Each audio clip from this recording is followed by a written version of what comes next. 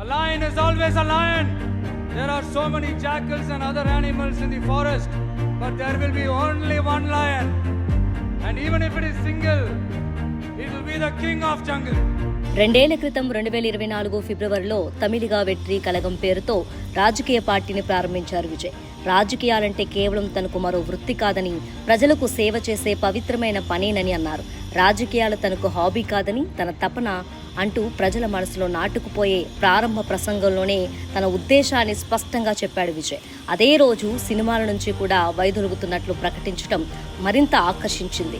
జననాయకన్ తన చివరి సినిమా అని, ఆ తర్వాత పూర్తి జీవితం రాజకీయాలకి అంకితమని ఆనాడు విజయ్ చెప్పటం విశేషం.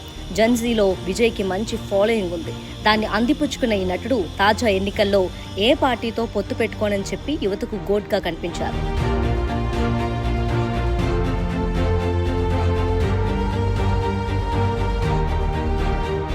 వాస్తవానికి రాజకీయాల్లోకి వచ్చేందుకు విజయ్ చాలా ఏళ్ల నుంచే ప్రయత్నించారు.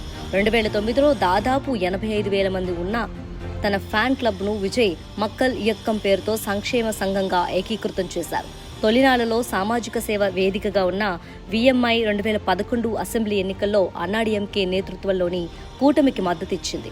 దీంతో విజయ్ రాజకీయ ఆకాంక్ష తొలిసారి బయటపడినట్లయింది. ఇక 2020లో ఈ విఎంఐని విజయ్ తండ్రి రాజకీయ పార్టీగా రిజిస్టర్ చేయించారు. అయితే దీన్ని విజయ్ నాడు బహిరంగంగానే తోసిపుచ్చారు. కొంతకాలం దీనిపై న్యాయ పోరాటం చేసిన తర్వాత ఆల్ ఇండియా తలపతి విజయ్ మక్కల్ ఇయక్కం పేరుతో రిజిస్టర్ అయిన పార్టీ రద్దయింది. ఏడాది తర్వాత ఈ పార్టీకి చెందిన క్యాడర్ తమిళనాడు స్థానిక ఎన్నికల్లో స్వతంత్రంగా పోటీ చేయగా 169 స్థానాలకు గాను 115 చోట్ల విజయం సాధించింది. ఆ తర్వాత నుంచి విజయ్ రాజకీయ కెరీర్పై సీరియస్గా దృష్టి పెట్టారని సన్నిహిత వర్గాలు చెబుతుంటాయి. రాజకీయాల్లోకి రాకముందు నుంచే విజయ్ చాలాసార్లు సామాజిక అంశాలపై తన గళాన్ని వినిపించారు. 2017లో నీట్ వ్యతిరేక ఆందోళనలో పాల్గొన్నారు. శ్రీలంక తమిళులకు మద్దతుగా నాగపట్టినం మత్స్యకారులను కలవటం 2011లో చర్చనీయాంశమైంది.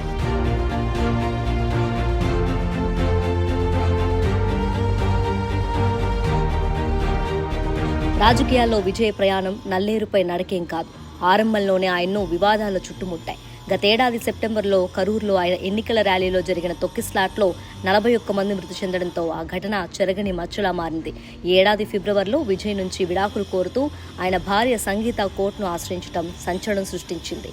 ఆ సమయంలో నటుడిపై ఆమె చేసిన ఆరోపణలు ఎన్నికల వేళ ప్రత్యర్థులకు అస్త్రంగా మారాయి. ఇక ఆయన చివరి సినిమా జననాయకన్ విడుదలకు సెన్సార్ బోర్డు బ్రేక్ వేయడం కూడా రాజకీయ వివాదానికి దారితీస్తుంది. అయితే వివాదాలపై విజయ్ స్పందించిన తీరు ప్రజలను ఆకట్టుకుంది. ప్రత్యర్థులపై పదునైన విమర్శలకు బదులు తన సిద్ధాంతాలను ప్రజల్లోకి తీసుకెళ్లటమే లక్ష్యంగా ఆయన ముందుకెళ్లారు. ఇక మహిళలు, యువతను ఆకట్టుకునేలా రూపొందించిన టీవీకే మేనిఫెస్టో కూడా విజయ్కు కలిసొచ్చింది.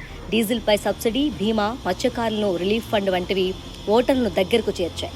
యువత కోసం 25 లక్షల రూపాయల వరకు విద్యా రుణాలు, మహిళలకు 2,500 రూపాయల ఆర్థిక సాయం, ఏడాదికి 6 ఉచిత సిలిండర్లు, అమ్మాయిలకు పెళ్లి కానుకగా 8 గ్రాముల బంగారం వంటి హామీలు పనిచేశాయి. తన పార్టీ తొలి మహాసభలోనే కులగణనపై విజయ్ ఇచ్చిన హామీ, డిఎంకే అవినీతి పాలనను ఎండగట్టడం వంటివి ఓటర్లను బాగా ఆకర్షించాయి. తమిళనాట సినీ తారలను ఎంతగా ఆదర్శిస్తారో ప్రత్యేకంగా చెప్పనక్కర్లేదు. ఎంజీఆర్, అన్నాదురై, జయలలిత వంటి వారు రాజకీయాల్లోకి వచ్చి రాష్ట్ర సీఎంలుగా సేవలందించారు. ఇప్పుడు విజయ్ గెలుపుతో తమిళ ప్రజల అభిమానం మరోసారి రుజువైనట్లయింది.